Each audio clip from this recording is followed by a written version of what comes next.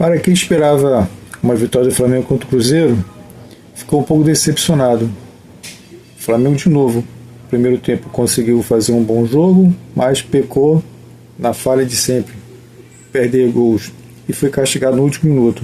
Se levanta muito a possibilidade do Rossi ter falhado no primeiro gol, já que foi uma jogada parecida com o jogo da Libertadores, e de novo o Samuel não estava na jogada e foi driblado e ficou no chão.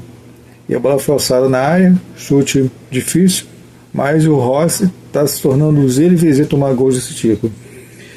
Acho que também chegou à conclusão de que o Rossi tem que ser avaliado.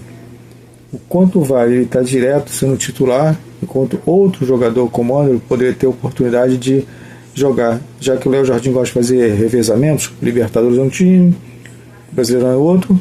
Acho que deveria chegar o momento do André ter uma oportunidade e verificar se ele consegue manter um padrão de segurança para a defesa do Flamengo, que o Rossi está deixando muito a desejar. Como falei anteriormente, o Rossi parece um goleiro de bola parada. A bola, quando é alçada na área, normalmente ele tem uma dificuldade de fazer a leitura da jogada e tomar a decisão correta. E algumas vezes fica plantado no chão, só dá uma levantada de mão e nada que ajude na jogada. Por outro lado, achávamos que o Vasco poderia representar contra o Palmeiras, mas o de sempre, né? O Vasco, no primeiro tempo, fechou, trancou a defesa, conseguiu fazer umas boas jogadas no ataque, mas em 3 minutos veio tudo por água abaixo. Tomou 3 gols inacreditáveis. 3-0 em 9 minutos, para ser mais exato. E aí aquilo... Crônica da morte anunciada, né? O Vasco está penando muito no Brasileirão. Perdeu de 4-1. Já tomou um gol, uma jogada belíssima. E difícil a situação do Vasco. Tem alguns resultados até que ajudam, mas o próprio time não se ajuda no Brasileirão. Agora, do nosso lado, não vale a pena ficar torcendo por outros jogadores, por outros clubes. A gente já sabe que a dificuldade do Vasco é grande, então não vale a pena até você gastar torcida, secar o Vasco, porque deve ter uma história dos bastidores que falam que o Palmeiras, alguém do Palmeiras, da diretoria do Palmeiras, Lília Pereira, por si só está interessada, não ela, mas o enteado dela, em entrar na administração do Vasco e entrar na SAF do Vasco. Tudo isso são simulações que não cabem aqui traçar palavras definitivas. Mas é muito estranho, porque no primeiro turno o Vasco precisou de empréstimo e quem se deu esse empréstimo foi alguém ligado ao Palmeiras. E agora de novo o Vasco está em dificuldade financeira ainda, precisa de outro empréstimo e aparentemente outra vez alguém ligado à diretoria do Vasco também ajudou. Então fica um conflito de interesse muito estranho. Mas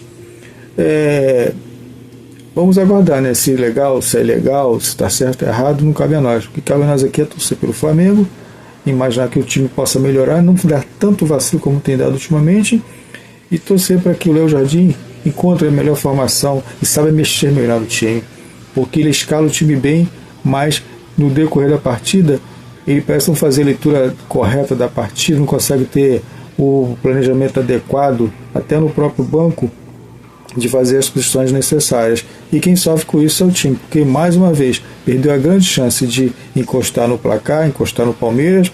De novo voltou 6 pontos. O Fluminense fez trabalho semana passada e hoje o Vasco fez trabalho contrário, né? Entregou o jogo.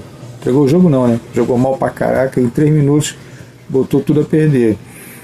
Então, de novo, parece que a questão da Libertadores com o Flamengo foi mais sentido que do Palmeiras. O Palmeiras viajou, foi fora para jogar, conseguiu a vitória, e o Flamengo jogando no Brasil, jogando em Minas, o Flamengo jogando em casa, teve uma dificuldade de vencer o Cruzeiro no segundo tempo, quase tomou o segundo gol e a coisa poderia ter dado ruim, mas com a força da torcida conseguiu vencer o jogo 2-1 e conseguiu a classificação. Mas parece que o time deu um mole de novo e no segundo tempo cansou, desconcentrou e tomou 2 gols fatais. E a distância que estava ali menor ficou maior. Então é torcer agora para ver o que pode acontecer, né? Porque esse campeonato brasileiro também é gangorra, né? Alguns resultados bem díspares, né? Por exemplo, o Internacional de novo empatou no campeonato, está um tempão sem jogo, sem vencer. O Red Bull Bragantino enterrou de novo o Grêmio está perto da zona de rebaixamento.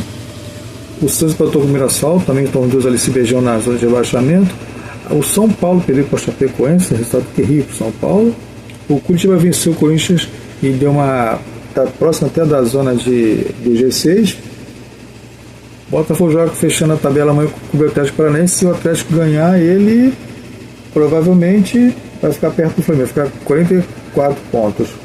Então, Palmeiras em primeiro 51 pontos, Flamengo em segundo 45, Atlético vai jogar amanhã 41, Fluminense 41, pode ser distância aumentar, o Cruzeiro 39, Bahia 37, com a vitória sobre o Vitória, Bragantino 35, Curitiba 34, deu uma subidinha boa, Atlético dali 33, Corinthians 32, e lá no fundo da tabela, Chapecoense 14 pontos, praticamente já está rebaixado, o Vasco, vice-lanterna 22, o Remo 23, Mirassol 24, Internacional 25, Grêmio 25, o Santos 26. Então aqui e o São Paulo 27. São Paulo está se aproximando da zona de rebaixamento. Complicado, hein? Vamos só dar uma olhada aqui na próxima rodada, o que vai acontecer. 25ª rodada, quais são os jogos? Sábado, dia 29, 6h30, Atlético Mineiro Vitória. Às 8 horas, São Paulo e Bragantino, confronto paulista, né? São Januário, Vasco, 9h20, jogo de alta tensão, Vasco e Cruzeiro. Cruzeiro, ao da tabela, o Vasco na zona de rebaixamento. Sei não, hein? No domingo, 11 horas da manhã, Atlético Paranaense e Fluminense, é um jogo encardido de Fluminense, hein? E domingo, 4 horas, nosso Mengão enfrenta o Botafogo, é um clássico do Bruno Henrique. Se o Bruno Henrique estiver em campo, é certeza de gol. O Bruno Henrique sempre faz gol no Botafogo. Depois, Corinthians e Santos, às 4 horas. Às 6h30, Mirassol e Palmeiras. Grêmio e Chapecoense, 6h30. Bahia Internacional, às 7h30. E no Mangueirão, na segunda-feira, Remo e Curitiba. Esse jogo aqui do Palmeiras, contra o Mirassol, pode até ser, né? Porque se a gente tem que vencer o Botafogo e torcer para que ele perca aqui alguns pontinhos, né? Que agora vai ser isso. O Flamengo tem que retomar, tem que diminuir essa distância e o Palmeiras começar a perder ponto. O jogo aqui, Mirassol já está sem nenhuma competição, está lutando contra o rebaixamento. Há uma possibilidade aqui da gente conseguir pelo menos um ponto, mas é torcer e aguardar. Então é isso, galera. Vamos aguardar a semana, tem Copa do Brasil, o Flamengo vai jogar também, salvo engano. Não é agora não, é na outra semana que o Flamengo vai jogar contra o Mirassol. Então é aguardar, né? Ver o que acontece. Agora semana de descanso e Léo Jardim, põe a cabeça no lugar, vê qual é a melhor situação para substituir jogadores e verifica com cuidado a situação do Rossi. Tá falhando muito. Então um banco talvez dê uma melhorada no astral do argentino. Então é isso, galera. Um grande abraço, ótima semana para todos nós.